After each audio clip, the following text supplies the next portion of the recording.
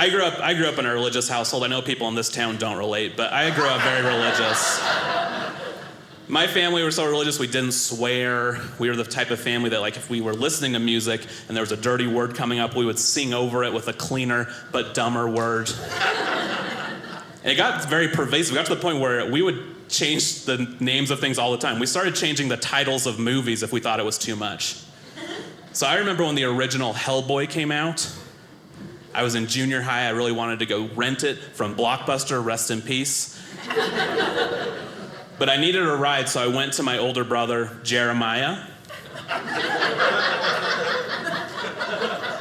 Oh, is that funny? I have a brother named Zachariah also. And my parents were really debating between Jordan or Habakkuk for me. And Habakkuk's an Old Testament prophet, but you knew. You know, right after Nahab, right before Zephaniah, prime real estate. So I went to Jeremiah. I said, hey, Jeremiah, can we go to Blockbuster and rent Hellboy? And he was so disappointed. He looked right at me and said, oh, Jordan, I think you mean Heckboy. And I said, brother, forgive me, for I have sinned.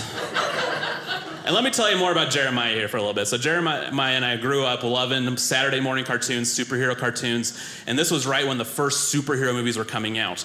Hellboy came out, the first X-Men movie came out, and we loved X-Men. It was our favorite. But if you remember the original X-Men, there's this character named Mystique, and she is all blue and she can shapeshift into other people. But in the movie, they decided she wouldn't wear clothes. She would just have blue makeup all over her body, which was obviously too provocative for Jeremiah. But he really wanted to go see it. He wanted to take me to see it, but he wanted to feel comfortable taking me to see it. So he devised a plan where he would feel comfortable.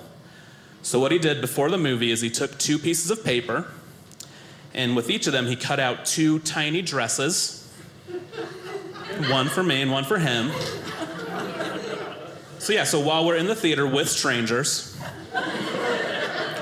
whenever Mystique came on screen, we could just cover her naked body.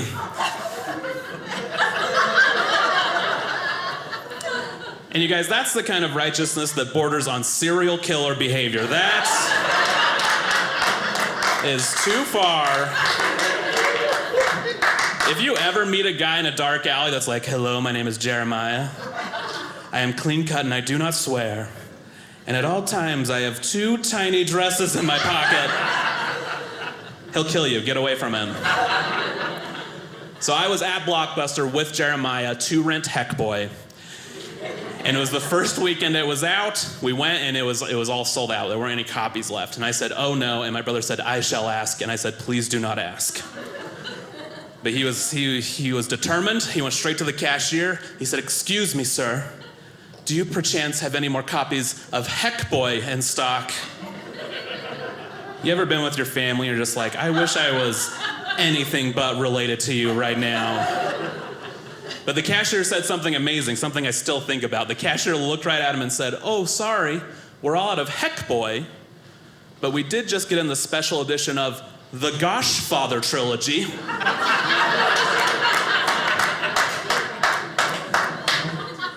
You guys, to this day, I don't know if that cashier was making fun of us or if he was one of us. I don't know.